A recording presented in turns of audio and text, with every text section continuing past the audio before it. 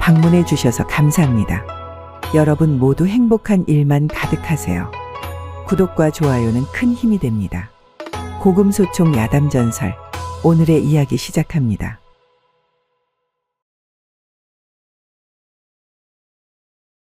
조선 영조 때 한양에 신영채라는 선비가 살고 있었답니다. 그는 선예청에서 낭청으로 일하며 세금 징수 업무를 담당하는 관원이었죠. 매사의 성격이 낙천적이고 시원시원했던 선비는 주위의 어려운 부탁에도 거절하는 법이 없었으니 오히려 이런 그의 성정을 이용하는 사람들로 매번 귀찮고 어려운 일은 모두 그의 몫이 되곤 하였답니다. 하루는 선예청 당상관이 어김없이 그를 불러 말하는 것이었습니다. 이보시게 영채, 왜 그러십니까, 당상관 나리? 자네 경기청에 좀 다녀오겠는가? 무슨 일이라도 생긴 것입니까? 자네도 알다시피 우리 선해청의 인원이 팍팍하지 않나 말일세. 눈 씻고 둘러보아도 믿고 맡길 사람이 자네 말고는 없단 말이지. 나리, 무슨 일인데 그러십니까? 어려워 마시고 말씀해 보시죠. 그게 말일세. 경기청에 세금 징수원 한 명이 부친상을 당해 황급히 사무 지원 요청을 해왔는데 자네가 며칠 좀 파견을 나가면 어떻겠는가? 내 그 값은 후히 쳐줄 터이니. 뭐가 그리 어려운 일이겠습니까, 당상관 나리? 제가 다녀오도록 하겠사옵니다. 역시 믿음직스럽단 말일세. 가는 대로 해결해야 할 일이 있는 듯하니 어서 채비하고 출발하도록 하시게. 네, 알겠습니다. 그렇게 선비는 군말 한 번 하지도 않고 짐을 꾸려 길을 나섰답니다. 그렇게 두어 시간 길을 걷다 보니 늦은 출발 탓에 해는 벌써 기울어 날이 저물어 가고 있었죠. 이거 큰일일세. 벌써 해가 뉘엿뉘엿한 것이 곧 어두워질 것 같은데 어디 묵어갈 곳이라도 찾아봐야 하겠구먼. 하지만 한참을 이곳저곳을 뒤져 민가를 찾아보았지만 인적이 드문 산중이라 가도 울창한 나무숲만 보일 뿐 집 한 채 보이지 않았죠. 그렇게 한참을 걷다 보니 어느새 성의 북쪽 끝자락에 다다랐답니다. 때마침 오래된 절 하나가 눈에 들어왔는데 허름한 현판에 귀곡사라는 문구가 적혀 있었죠. 오호라, 잘 되었군. 오늘은 이곳에서 하루를 묵어가야겠어. 그런데 절 이름이 특이하군. 귀곡사. 귀신 귀자에 울곡자라니 거참 기묘하군 그래. 순간 이상한 기분이 든 것도 잠시. 이내 경쾌한 발걸음으로 선비는 서둘러 절 안에 들어섰답니다. 절 안은 매우 크고 화려한 석탑들이 우뚝 솟아 있었는데 사람의 손이 닿지 않은 듯 이끼가 잔뜩 끼어 있고 사람 키보다 큰 쑥대로 둘러싸여 돌탑인지 풀탑인지 분간이 안 갈 정도로 기이한 모습을 하고 있는 것이었습니다. 안에 아무도 살지 않는 것인가? 관리가 전혀 되어 있지 않군. 이내 본격적으로 절 이곳저곳을 둘러보기 시작한 선비는 자신이 묵어갈 곳을 찾아 승방으로 가보았답니다. 하지만 동서로 가로놓인 승방은 이미 방치한 지 오래되어 잠을 잘 수 없을 정도로 망가져 있었죠. 이거 안 되겠는걸. 지붕에다 벽까지 무너져 있으니 이곳에서 자다 간 짐승들의 먹이가 되기 딱 좋아. 게다가 방바닥도 눅눅한 곰팡이로 덮여 있으니 도저히 이곳은 안 되겠어. 저쪽으로 다시 가봐야겠군.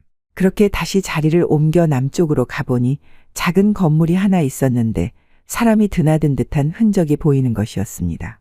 최근에 빗장이 질린 듯한데 누군가 거처하고 있는 것 같은데 이곳이라면 멀쩡한 방 하나쯤은 있을 듯 싶구먼 그래. 그리고선 이내 다시 불전의 동쪽 모퉁이를 살펴보았는데 아귀에 꽉 찰 듯한 굵은 대나무가 자라고 있었고 계단 아래에 커다란 연못에는 야생토란이 꽃을 피우고 있었답니다. 한참을 절 이곳저곳을 둘러본 선비는 이곳의 고요하고 그윽한 전경이 매우 마음에 들었답니다. 어차피 요새 경기청 인근의 방값이 급등하여 출장비만으로는 빠듯하니 이 절에서 숙박을 해결하면 경비는 아끼겠구먼 그래. 그렇게 절에서 오래 묵어갈 요량으로 느긋하게 절 이곳저곳의 경치를 한동안 즐기고 있었는데 문득 어떤 서생이 나타나서는 남문의 빗장을 여는 것이 아니겠습니까? 이에 선비가 황급히 달려가 그에게 인사하며 말했답니다. 이보시오, 나는 신영채라는 사람이오. 경기도에 공무가 있어 가던 길에 날이 저물어 이곳에서 묵어갈까 하는데 허락해 주시겠소? 허락이라니요? 이곳은 주인 없는 절입니다. 저 역시 여행하던 중 임시로 머물고 있는 처지이니 저에게 허락을 구하실 필요는 없습니다. 오히려 이렇게 황량하고 썰렁한 절집에 혼자 있으려니 적적했는데 잘된 일이 아니겠습니까? 계시겠다면 저 또한 가까이 뵈면서 가르침을 청할 수 있으니 제게도 잘된 일이지요. 그렇게 생각해 주니 고맙소. 그럼 마음 편히 머물다 가겠소. 빈방은 많으니 아무 방이나 쓰시면 됩니다. 얼마든지 오래 계셔도 상관없으니 괴념치 마시고 지내십시오. 고맙소이다. 그럼 나는 저쪽 방을 쓰겠소이다. 선비는 서생의 말을 듣고 매우 기뻐하며 당장에 짐을 챙겨서는 방 안으로 들어가더니 이내 어디선가 짚을 구해와 바닥에 깔고 콧노래를 잠시 흥얼거리는가 싶더니 이내 코를 드르릉 굴며 단잠에 빠져들었답니다. 허허, 많이 피곤하셨던 모양일세. 좀 쉬시오 그럼. 그날 밤이었답니다.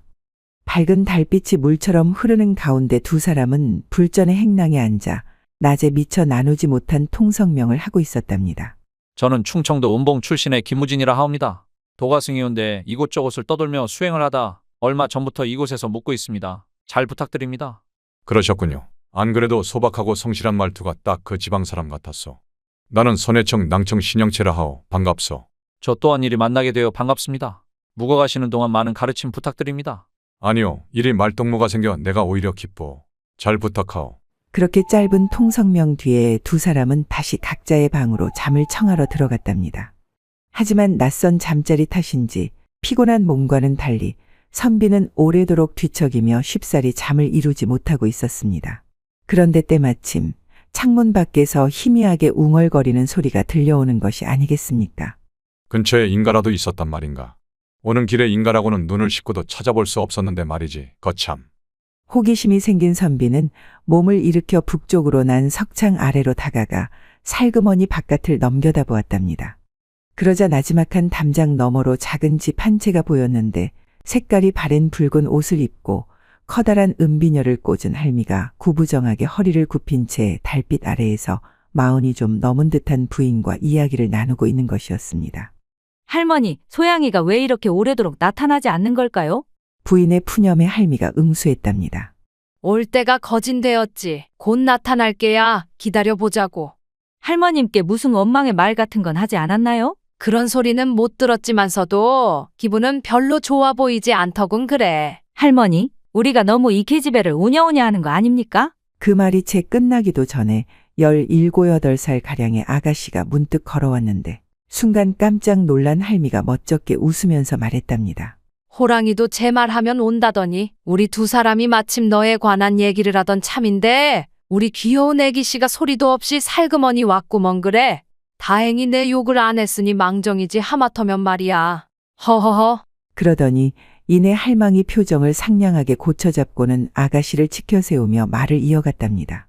애기씨는 말이지 정말 그림같이 아름답단 말이야. 새하얀 피부에 앵두같이 도톰하고 빨간 입술하며 양귀비 저리 가라 할 정도로 육감적인 몸매는 세상에 둘도 없는 절세 미인임이 틀림없지. 내가 남자였더라도 애기씨 때문에 혼이 나갔을 것이야.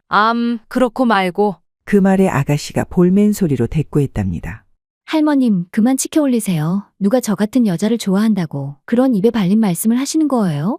뒤이어 부인과 여자가 또 무슨 말을 하는 것 같았지만 이웃집 사람들의 대화에 흥미를 잃은 선비는 더 이상 엿듣는 일을 그만두고 다시 잠을 청했답니다. 그렇게 얼마간의 시간이 흘러 사방은 다시 조용해지고 아무 소리도 들려오지 않을 때였죠. 문득 누군가 선비의 방 안으로 들어오는 인기척이 느껴지는 것이었습니다. 순간 깜짝 놀라 일어난 선비가 눈을 비비고 살펴보니 바로 이웃집에 있었던 그 아가씨였답니다. 아니, 이게 무슨 짓이오, 낭자. 허락도 없이 사내의 방에 들어오다니 그건 너무한 거 아니오. 선비의 당황한 모습에 여인은 더욱더 애꿎게 그를 희롱하며 말했답니다. 달빛이 너무 좋아 잠을 이루지 못하겠사옵니다. 소녀, 오늘 밤 나리와 함께 사랑을 나누고 싶어 이리 찾아온 것이 아니겠습니까? 뻣뻣하게 굴지 마시고 어서 이리 오셔요. 여인의 말에 선비가 정색하더니 크게 꾸짖기 시작했답니다. 세간에 입방아에 오르고 싶은 게요. 나 또한 다른 이의 한가한 말을 두려워하는 사람이요. 자칫 한 번의 실수로 염치와 도리를 모두 잃어버리고 싶은 것은 아니겠지요. 이쯤에서 썩 물러나시오.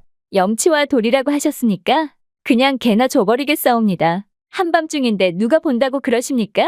날이면 날마다 오는 기회가 아니온데 어찌 이리 비싸게 구시는 것입니까? 어서 소녀를 안으시어요. 그 말에 선비가 참던 화를 이기지 못하고 대노하며 그녀를 몰아붙이기 시작했답니다. 어허, 썩 나가거라. 어찌 이리 천박하단 말이더냐. 조선 천지에 지엄한 법도가 있거늘 내 평생 색을 가까이 한 적도 없거니와 너같이 상스러운 여인은 상대도 하기 싫으니 강제로 끌어내기 전에 네 발로 알아서 나가거라. 화난 선비의 모습에 여인도 움찔하는 듯하였으나 쭈뼛쭈뼛 여인은 뭔가 할 말이 있는 듯 어쩔 줄 몰라 하는 표정을 하면서도 계속해서 유혹의 말을 힘겹게 내뱉는 것이었답니다. 제발 저를 안아주시어요. 오늘 밤 당신과 함께 이 밤을 보내지 않으면 안 되옵니다. 부탁이옵니다. 하지만 여인의 계속된 유혹에 더 이상 화를 참지 못한 선비가 녹이 띈 얼굴로 큰 소리로 위협하며 말했답니다. 어서 나가래도 그러지 않으면 고함을 질러 남쪽 방의 서생을 깨우겠소. 더 이상 당신의 염치 따윈 배려하지 않을 것이오. 아시겠소? 부끄러움이 뭔지 안다면 마지막 기회이니 썩 물러나시오. 그 말에 여자가 겁에 질린 듯 황급히 뒷걸음질 쳐 방문 밖으로 나갔는데 얼마 지나지 않아 다시 돌아온 여인이 이번에는 황금 덩어리 하나를 냅다 이불 위에 던져놓고 말하는 것이었습니다. 제 몸이 싫으시면 이 황금이라도 받아주시지요. 무욕과 유욕 둘 중에 하나는 있을 것이 아닙니까? 당신도 사내라면. 이 말에 노발대발하던 선비가 금덩이를 주어 정원층계로 내동댕이 치며 말했답니다. 나를 희롱하는 것이더냐. 내 비록 가난한 사대부 가문의 선비로 가진 것은 없으나 뼈대 있는 집안의 자손이라는 자존심 하나로 버티고 살았느니라. 어디서 너 따위가 이깟 의롭지 않은 재물로 내 호주머니를 더럽히려 드는 것이더냐. 참으로 발칙하고 멍청한 계집이로구나. 선비의 거센 반발에 결국 여인은 부끄러운 듯 밖으로 물러나더니 계단에 나뒹굴어 있는 황금을 주워 들고서 혼잣말로 중얼거렸답니다. 이 사내의 심장은 쇠나 돌로 만들어진 것이란 말인가? 어쩜 이리도 강직하고 올곧은 것이지. 그렇게 한동안의 소동이 끝나고 여인이 사라진 것을 확인한 선비는 아무 일 없었다는 듯 다시 잠을 청하였답니다. 다음 날 아침 일찍부터 눈이 떠진 선비는 어젯밤의 일은 싸그리 잊은 채 절 안을 이리저리 돌아다니며 가벼운 산책을 하고 있었답니다. 때마침 평양 출신 서생이 하인 한 명을 데리고 절 안으로 들어와서는 하룻밤 묵어가기를 청하는 것이었습니다. 과거 시험 보러 가던 길인데 오늘 하루만 묵어 가도 될는지요? 주인 없는 절이니 저에게 허락을 구하지 않으셔도 됩니다. 방은 충분하니 저쪽 방에서 짐을 풀고 쉬어가시면 될 것이외다. 고맙소이다. 시간은 흘러 어느새 칠흑같이 어두운 밤이 되었답니다. 그런데 문득 평양 서생의 방에서 소란스런 소리가 들려오는 것이 아니겠습니까? 이에 선잠을 자던 선비가 깜짝 놀라 일어났답니다.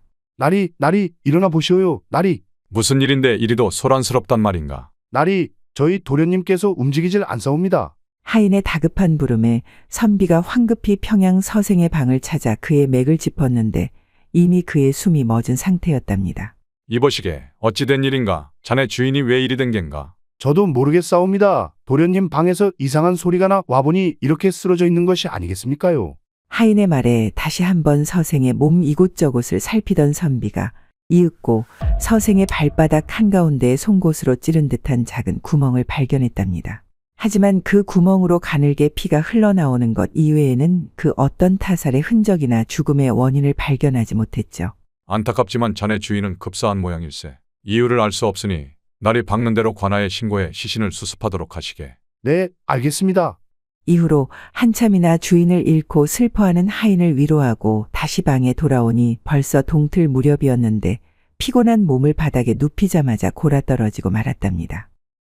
다음 날 하인이 걱정되었던 선비가 동쪽 승방을 찾았을 때는 이미 정오를 훌쩍 넘긴 시간이었는데도 하인의 모습은 보이지 않고 이상하리만치 조용한 것이 아니겠습니까? 이보시게 안에 있는가? 벌써 떠난 겐가? 계속되는 부름에도 대답이 없자 이내 하인의 방문을 열고서 방 안을 들여다본 선비가 깜짝 놀라 뒷걸음질 치는 것도 잠시 이내 곧장 방 안으로 황급히 뛰어들어가는 것이었습니다. 이보시게 왜 이러는 겐가? 어서 일어나 보시게. 방바닥에 하인이 하얗게 질려 쓰러져 있었는데 아무리 흔들어 깨어보아도 축 늘어진 몸의 흰자위를 보이는 눈은 전혀 돌아올 기미가 보이지 않는 것이었답니다. 이게 무슨 일이지? 하인마저 죽은 것인가? 이상한 낌새를 느낀 선비가 하인의 온몸을 훑어보기 시작했는데 얼마 지나지 않아 평양서생의 발바닥에서 발견한 것과 똑같은 작은 구멍과 흘러나온 핏자국을 발견하고선 흠칫 놀라며 혼잣말로 중얼거렸답니다. 이것은 주인과 똑같은 증상이 아닌가? 이 무슨 전염병도 아니고 해괴망측한 죽음이 있단 말인가? 이 무슨 변괴인가 말일세.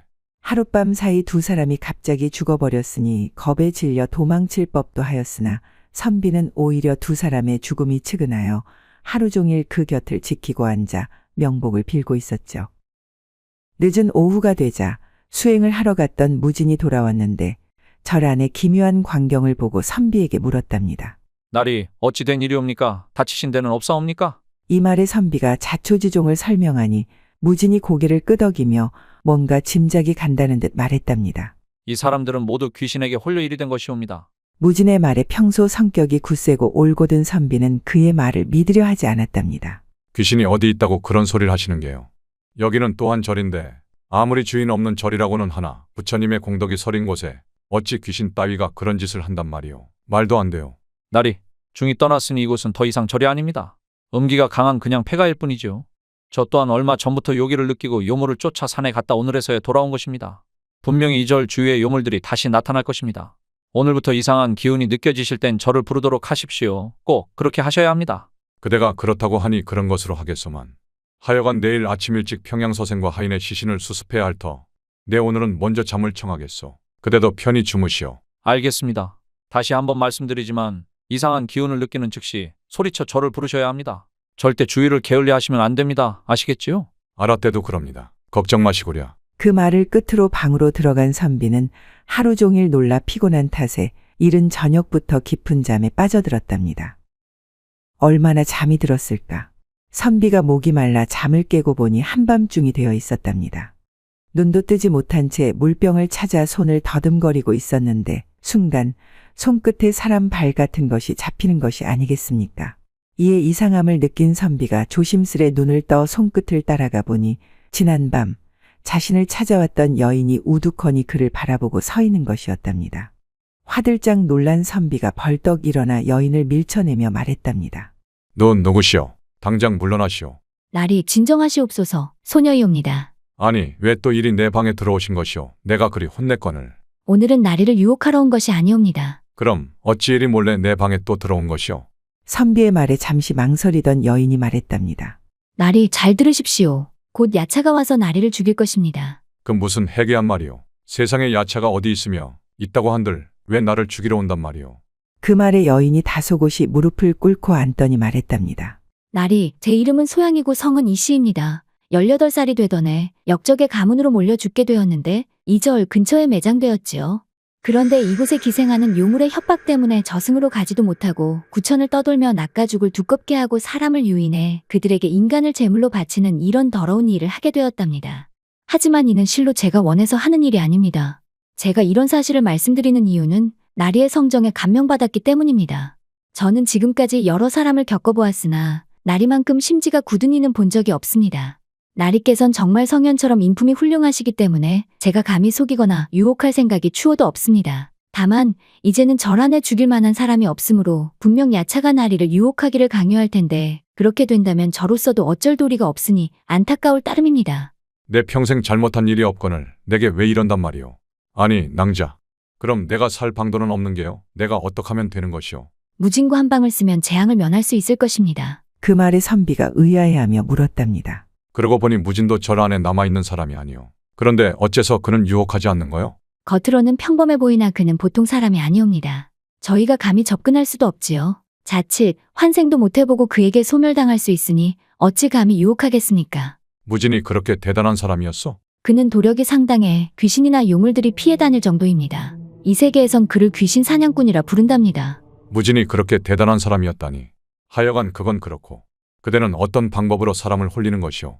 제가 나리께 했던 방법으로 사내를 유혹한답니다. 저를 희롱하고 관계를 갖는 사람에게는 제가 몰래 송곳으로 발바닥을 찔러둡니다. 그런 후 그의 양기가 약해져 정신이 혼미해지고 인사불성이 되면 그 틈에 피를 뽑아 요괴들이 빨아먹게 하는 것이지요. 때론 황금으로도 유혹하는데 사실은 금덩이가 아니고 나찰 귀신의 뼈다귀여서 누구든지 그걸 갖게 되면 뼈다귀가 그 사람의 심장과 간을 도려낸답니다.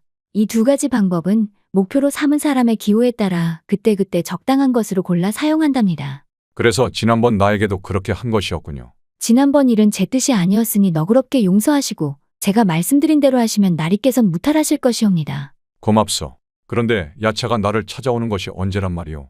내일 밤입니다. 그러니 내일 날이 어두워지는 대로 어떻게 하든 무진과 함께 있으셔야 합니다. 그리고 떠나기 전 마지막으로 그녀는 눈물을 흘리면서 말했답니다. 저는 죄악의 나락에 떨어진 일에 줄곧 구원받고 싶었지만 그럴 수가 없었습니다. 나리의 의협심은 하늘을 찌르니 저를 살 길로 이끌어 고해에서 구원해 주실 수 있을 거예요. 만약 나리께서 저희 뼈를 걷어다 조용한 곳에 묻어주신다면 그 은혜는 제게 새 생명을 주시는 것과 다름이 없습니다. 나의 목숨을 살려준 은인인데 당연히 그리할 것이오. 그대가 묻힌 곳이 어디인지 어서 말해보시오. 무덤 곁에 백양나무가 있는데 그 위에 까마귀가 둥지를 틀고 있다는 것만 기억하시면 됩니다. 그 말을 끝으로 그녀는 눈 깜짝할 사이 연기처럼 사라지고 말았답니다. 다음 날 선비는 무진이 다른 곳으로 나갈까봐 새벽부터 그의 방을 찾아갔답니다. 이보시오 무진, 안에 계시오. 나리, 이른 새벽부터 어찌 이리 저를 찾으십니까? 오늘 내가 음식을 대접하고 싶은데 어떠시오? 시간 되시오. 나리의 초대라면 기꺼이 함께 해드려야죠. 그렇게 선비는 아침나절부터 무진에게 술과 음식을 대접하고는 이윽고 그의 눈치를 슬쩍 보더니 말했답니다. 이보시오 무진. 왜 그러십니까, 나리? 그게 말이오. 그간의 이상한 일도 그렇고 오늘 밤 혼자 자려니 좀 그런데 하룻밤같이 방을 쓰면 안 되겠소? 선비의 말에 무진이 손사래를 치며 말했답니다. 나리, 저는 옆에 누가 있으면 잠을 못 잡니다. 죄송하지만 사양하겠습니다. 그러지 말고 오늘 하룻밤만 그대 방에서 같이 자게 해주시오. 내 그리할 것이니 허락한 것으로 알겠소. 그렇게 무진의 말은 들은 채만 채 무작정 침구를 챙겨 그의 방으로 쳐들어온 선비를 막을 방법이 없었던 무진은 못 이기는 척 자신의 곁을 내어주며 그에게 당부했답니다. 저는 나리의 대장부다운 면모를 매우 높이 사고 있다는 것을 먼저 말씀드립니다. 나리께서 물론 그러지 않으실 거란 걸 알고 있지만 혹시나 해서 말씀드리는 것이니 기분 나빠하지 않으셨으면 좋겠습니다. 무슨 말인데 그러시오? 어서 말해보시오. 저기 상자가 보이십니까? 보자기에 쌓인 상자 말이오. 네, 맞습니다. 그게 어쨌다는 것이오? 혹여라도 그 상자를 몰래 여는 일은 없어야 합니다. 만약 제 말을 듣지 않으면 우리 두 사람 모두에게 좋지 않을 것입니다. 내 절대 열지 않을 것이니 걱정 붙들어 매시오. 괜한 걱정을 하고 있어 무진. 나리만 믿사옵니다. 이러다 밤새우겠소. 어서 주무십시다. 그렇게 두 사람은 각자 잠자리에 들었고 무진은 상자를 조심히 창틀 위에 올려두었답니다. 얼마 지나지 않아 무진은 천둥같이 코를 골며 깊은 잠에 빠졌는데 선비는 야차가 자신을 죽이러 온다는 생각에 도무지 잠이 오지 않아 이리저리 뒤척이고 있었죠. 그렇게 시간은 흘러 일경남짓 되었을 즈음 창문 밖으로 희미하게 사람의 그림자가 비치는 것이 아니겠습니까? 그러더니 이내 창문 쪽으로 쓱 다가와서는 시뻘건 두 눈으로 방 안을 살피기 시작하는 것이었답니다. 낯선 여인의 유혹에 자지러진 선비 이야기 재미있게 잘 보셨나요? 오늘 이야기는 여기까지입니다. 여러분 모두 행복한 하루 되시기 바랍니다. 다음 시간에 더 재미있는 이야기로 찾아오겠습니다. 구독과 좋아요, 알림 설정 부탁드립니다. 더 재미있는 이야기를 원하신다면 다음 동영상과 추천 동영상 꼭 시청 바랍니다. 감사합니다.